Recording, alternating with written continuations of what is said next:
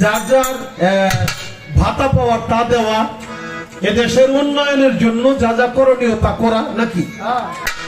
এটা তো যদি এমপি তারে মানাইলাম কিন্তু কোনো কাজ করলো না, তাহলে কি কোনো এমপি মানে লাভ আছে? এমপি মানে তো হুই হইয়া খাওয়া যাবে না। এমপি মানে নেই জনগণের এই পূজাটা তার কাজ করে লাগবে। তো আমি এই জন্য কথাটা বললাম, নবী বলল কুনতু নবিয়াল আদমা বাইনাত তিনে, যে আদম যখন পানি মাটি হালে ছিল তখনও আমি নবী ছিলাম।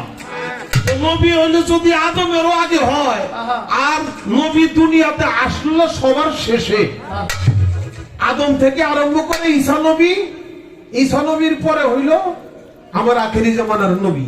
নবী যে এতদিন আগে নবুয়ত পাইয়া তিনি কামরা করল কি? এতদিন আদম হয়েছে, দুনিয়ার কাজ করছে, ইব্রাহিম নবী আসছে, মুসা নবী আসছে, দাউদ নবী আসছে, সমস্ত নবী রাসূলরা তারা দুনিয়ায় তাদের কর্ম এসে পড়ে গেছে। আর নবী যে সবার আগে নবী হইল, এ তো দুনিয়া কোনো কাজ কামি করলো না, সবাই লো পরে। এতদিন সে নবুয়ত পাইয়াও এই তার কাজটা ছিল কি? আমি প্রথমবারে এই কথাটা জানতে চাই, আশা করি জবাব দিবে।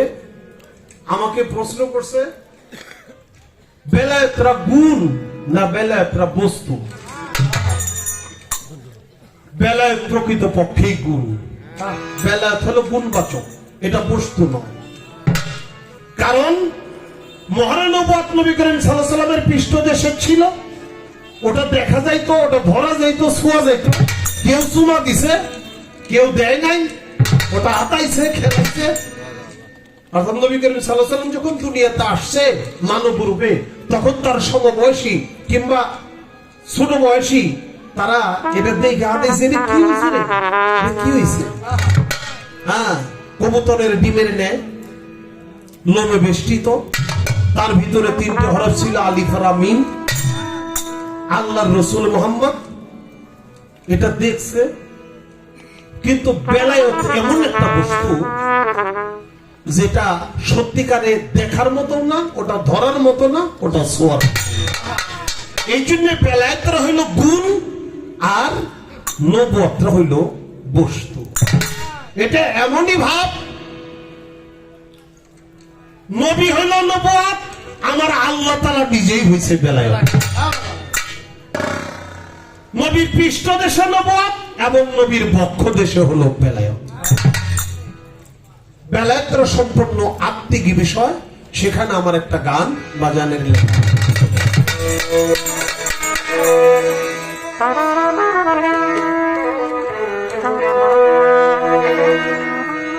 আল্লাহর আদেশ নিষেধ এই দুনিয়ায় অবাগানটাই মনটাতে কার্যকর হয়। ওই মনকে চাই আল্লাহ সাধুর মনে দুয়ার ফুলিয়া, সাধুর মনে দুয়ার ফুলিয়া, সাধুর মনে দুয়ার ফুলিয়া।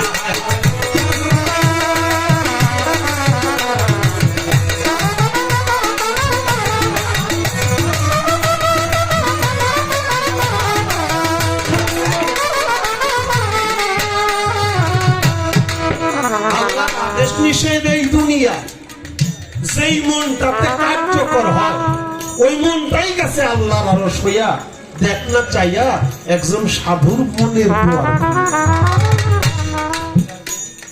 কারণ আল্লাহ তাআলা বলছে কুল বিল মুমিনিন আরশিল্লাহি তাআলা, মুমিনের কাল হলো আমার আরশ। তাই কাল হলো বুকের পাশে, আর বুকটা এখানেই হইলো বেলায়েত, আর পৃষ্ঠটা হইলো নবুয়ত। আচ্ছা, একটা কথা তো আসতেই পারে, ভালোবাসার বিষয়টা তো সামনেই থাকে। আমার দাদা একটা কথা কইছে, কত জনের লগে বুক মিলাইলাম কিন্তু আমি কিছু পাইলাম না। রহস্যজনক কথা বলছেন দাদা, তবে একটা কথা বলি, আপনি কিছু পাইলেন না, এটা আপনি বলছেন। ওই যে সাধকরাজ্য বলে যেমন তার গানের মধ্যে বলছে, হরিণীর নাভি মূলে হয় কস্তুরী, হরিণ তা নিজেই জানে না।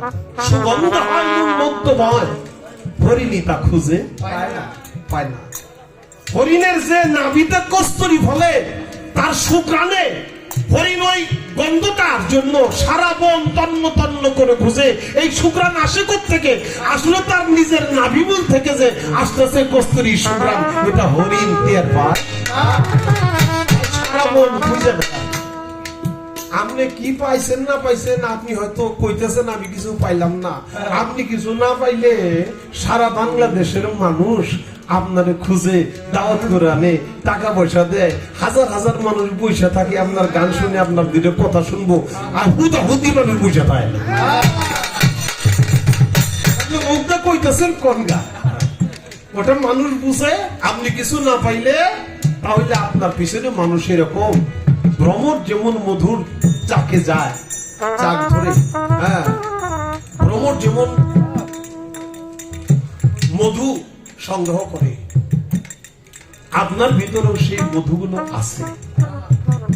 সেই মধুগুলো এমনি আসে নাই, সেটা হয়তো বা কারো এরকম কোন সাধুগুরু ওলি আল্লাহ যার বুকে কিছু আছে, তার সাথে বুক, আপনার বুক মিশছে বলেই আপনি আজকে এই পর্যায়ে আসছেন। আপনি কথাটা কয়ে বলেছেন কিসের মতো? হরিণের মতো। বাজান গানটা লইলাম, জানগা আপনারা চাইবেন জানি, এত তাড়াতাড়ি যাবেন। দুইজন মানুষ গেলেন, এই দুইজনের দিকেই তো আমার চোখটা গেল। এত হাজার হাজার মানুষ বই চলিছে, একদিকে তো চোখ গেল। চেহারা লিখে রেখেন, ক্যামেরা করে রেখেন। যদি কারো বাড়ি না বাড়ায়, পাত বাড়ায়, বলে করবো ওরা দুইজন দিছে।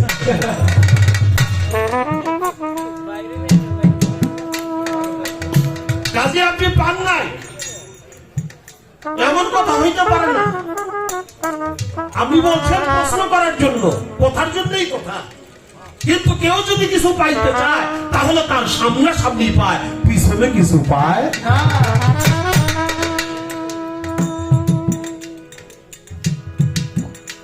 যাকে দেখি গাবায় ভাবেরই উদয়, সেখানেই মিলিবে কিছু ইহা কবির।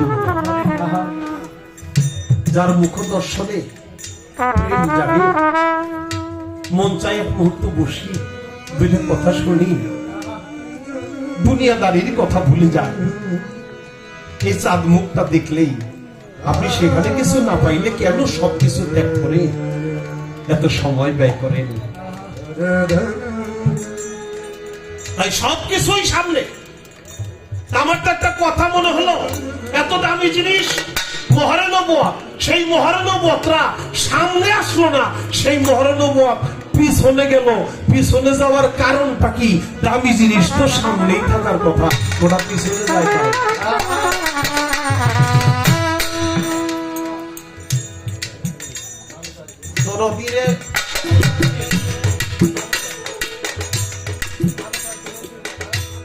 আল্লাহর আদেশ নিষেধ এই দুনিয়া,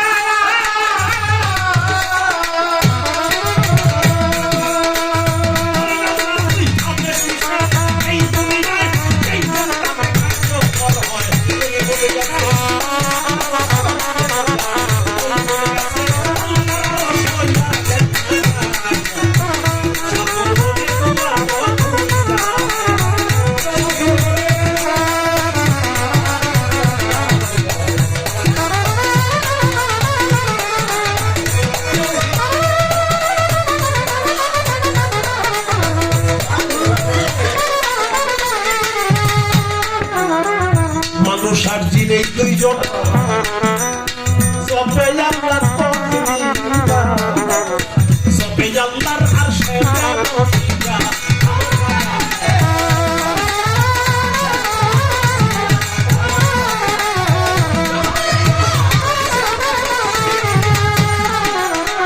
এই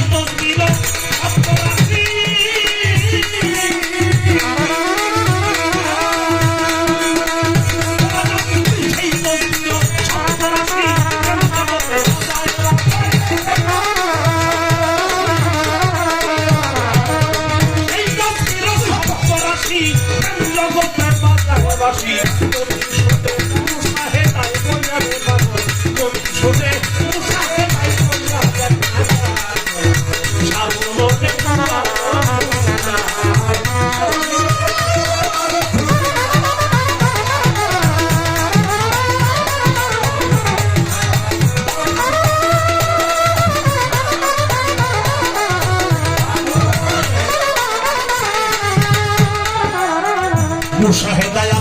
এই কালে ভয় চলছে না কাল না চাকুরিয়া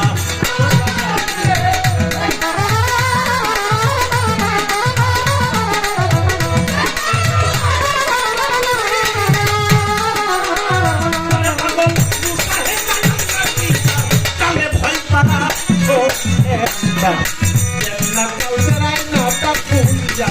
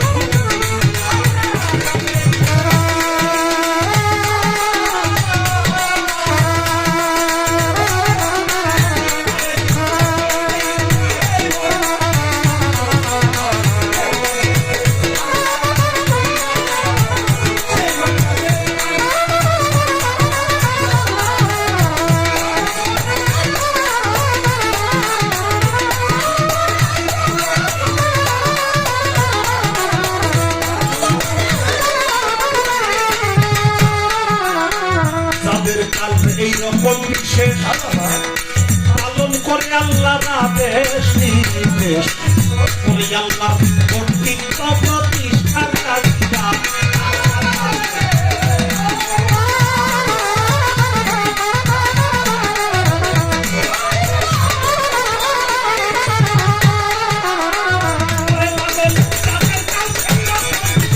পালন করে আল্লাহ আদেশ নির্দেশ কর্তৃত্ব প্রতিষ্ঠার লাগিয়া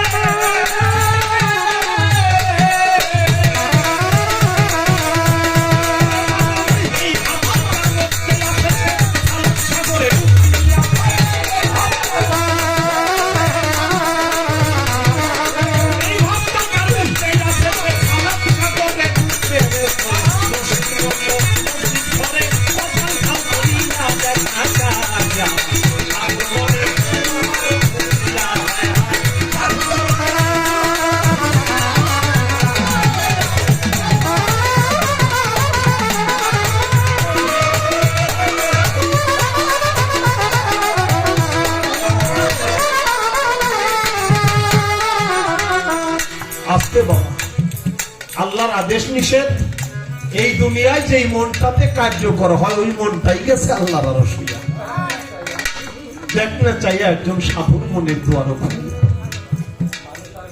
মানুষ আর জিন এই দুইজনে জপে আল্লাহ তসবিটা না জপে আল্লাহর আর সেতে বসিয়া সেই তসবির শব্দ রাশি এটা প্রেম জগতে বাজায় বাসি কেবল মুমিন শুনে মুশাহেদা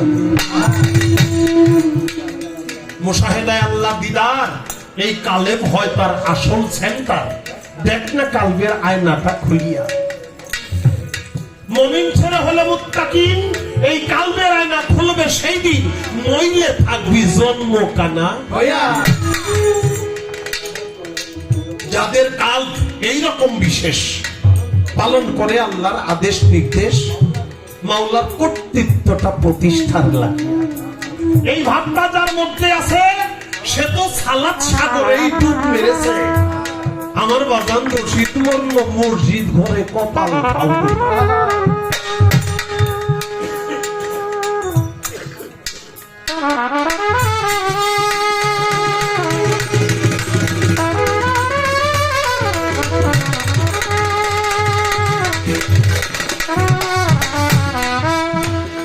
তাই মানব দেহের বাম স্তনের 2 থেকে 2.5 মিলিমিটার টুকরা মাংসপিণ্ড, যার নাম লোপেটায় কাল।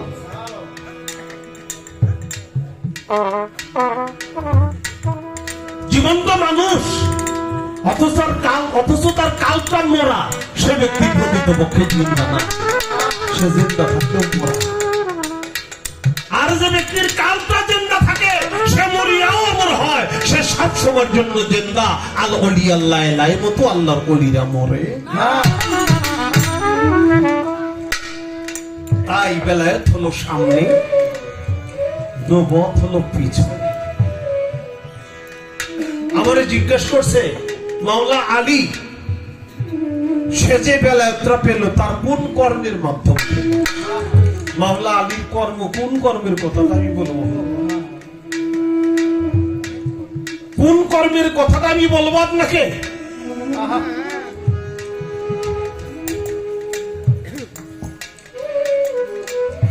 মাওলা আলী আম্মা জান ফাতেমা বিনতে আসাদ,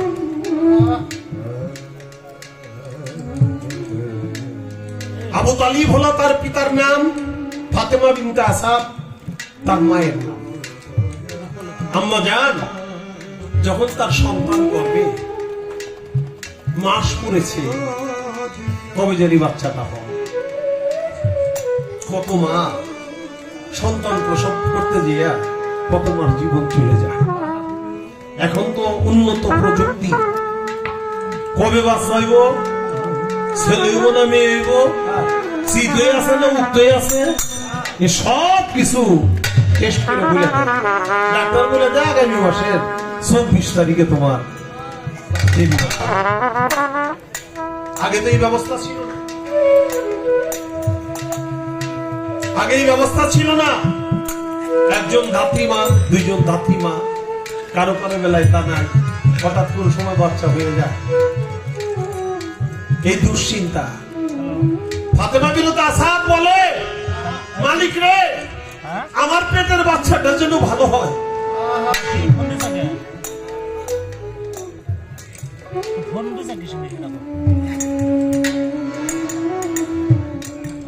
বাচ্চাটার মঙ্গল কামনায়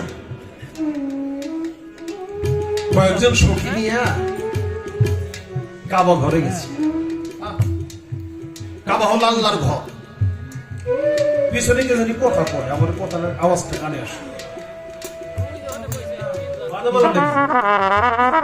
কথা কই না।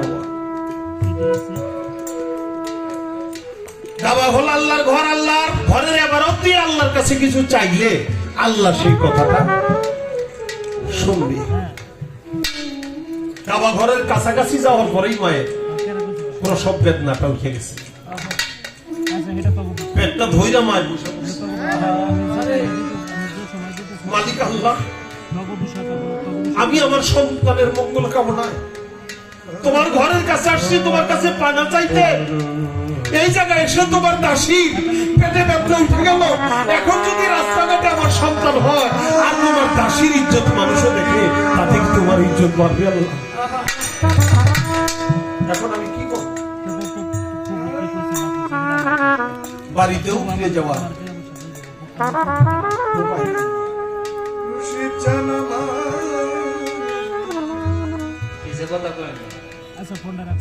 বাড়ির ভিতরে তো ঘরের কাছে কারোরই কথা। ও আমার মাওলা, আমি তো তোমার দাসী, তোমার বান্দি। তোমার দাসীর ইজ্জত যদি মানুষে দেখে, তাহলে কি তোমার সম্মান বাঁচবে? আমি কি করব? কাবা ঘরের পাশেই হঠাৎ করে দেখে গায়েব থেকে আওয়াজ করে আমার আল্লাহ তাআলা বলছে, হে ফাতেমা বিনতে আসাদ, তোমার উপর আনবীর শান্তি রহমত বর্ষিত হোক, চেয়ে দেখো তোমার জন্য আমার কাবা ঘরের দরজাটা খুলে গেছে। সুবহানাল্লাহ। তুমি ঘরের ভিতরে ঢুকো। ফাতেমা বিনতে আসাদ কাবা ঘরের ভিতরে ঢুকছে, ঢোকার পরে দরজাটা একাকি বন্ধ হয়ে গেছে। সেখানেই তার সন্তান প্রসব হয়েছে। আবার নবী করিম সাল্লাল্লাহু আলাইহি সাল্লাম যখন দুনিয়াতে তাওয়াল্লাদ হইছে এক ফোঁটা রক্তও ঝরে নাই। আর মাওলা আলী সেই কাবা ঘরের ভিতরে যখন প্রসব হইছে মাওলা আলীর বেলায় ফাতেমা বিনতে আসাদের এক ফোঁটা রক্তও ঝরে না। সখীরা চলে গেল বাড়িতে। কি চাও? কাবা ঘরের ভিতরে আটকা পড়ছে ফাতেমা বিনতে আসাদ, সেখানে একটা সন্তান হয়েছে। 3 দিন চলে গেল, কাবা ঘরের দরজা খুলে না। 3 দিন পরে এই দরজা খুলে গেছে। মক্কাবাসী যে আমার নবী করিম সাল্লাল্লাহু আলাইহি ওয়াসাল্লাম যে দেখে দরজা খুলে গেছে, কিন্তু নিরুপায় সন্তানটা প্রসব হয়েছে কাবা ঘরে। আর সেই সন্তানটা চক্ষু মেলে তাকায় না। তাহলে কি আমার সন্তান জন্ম অন্ধ হলো? শত চেষ্টা করেও মা বুকের দুগ্ধটাও পান করাইতে পারে না। যে সন্তান প্রসব হয়ে কান্দে না, পায়খানা পেশাব করে না, সেই সন্তান বাঁচে না। পায়খানা পেশাব করে না, কান্দেও না, মায়ের দুগ্ধ পান করে না, চোখ মিলেও তাকায় না। মা চোখের পানি ছেড়ে কাঁদে আর বলে, আল্লাহ রে, তোমার ঘরের মধ্যে একটা সন্তান হইল, তুমি এত সুন্দর করে একটা জায়গা দিলা, অথচ কি সন্তান তুমি আমাকে দিলা যে সন্তান চক্ষু মেলে তাকায় না? সেই সন্তান কান্দে না, হাসে না, পায়খানা পেশাব করে না। কাবা তো আল্লাহর ঘর, পায়খানা পেশাব করে অপবিত্র। মা চেষ্টা করে দুগ্ধ পান করাইতে পারেনি। আমার নবী করিম সাল্লাল্লাহু আলাইহি ওয়াসাল্লাম দৌড়ে যায় বলে, কাকিমা আমার ভাইটাকে আমার কোলে একটু দেন, আমি একটু দেখি আমার ভাইকে। আর ফাতেমা বিনতে আসাদ বলে, বেটা রে, এমন একটা সন্তান আমি প্রসব করছি যে চোখে দেখে না, চোখ মেলে তাকায় না, যে কান্দে না, যে হাসে না, যে আমার দুগ্ধ একটু পান করে না। এটা দিয়ে তুই করবি? আমার তো নবী বলে, মা আমার তো একটা জনের ভাই নাই, এই তোমার একটা ভাই আসছে, আমি আমার ভাইটাকে একটু আদর করি। আমার নবীর কোলে যখন দিল, আমার কোলে নিয়ে একটা ধমক মারলো, ইয়া আলী হায়দারি, চোখে মিলে তাকাও, তাকিয়ে দেখো তুমি কার কোলে এসেছো। সাথে সাথে মাওলা আলী চক্ষু মেলেই আমার দয়াল নবীর নুরানি চেহারা বদন সর্বপ্রথম দর্শন করলেন। চক্ষু মেলে তাকাই, আর আমার দয়াল নবীর জিহ্বা মাওলা আলী ঠোঁট দুইটা ফাঁক করে যখন ঢোকাইয়া দিল, আর বিসমিল্লাহ বলে মাওলা আলী সর্বপ্রথম আমার দয়াল নবীর জিহ্বা মুবারকের লালা মুবারক পান করলো। আমরা জন্মনিয়া দুগ্ধ পান করি, মধু পান করি, শরবত পান করি, আর আমার মাওলা আলী জন্মগ্রহণ করে কাবা ঘরের ভিতরে। আর জন্ম নিয়া সর্বপ্রথম দয়াল নবীর নুরানি চেহারা বদন দেখেছে এবং দয়াল নবীর জিহ্বা মুবারকের লালা মুবারক পান করেছে। সেই কর্মেই সে এই বেলায়তিটা আল্লাহ আলী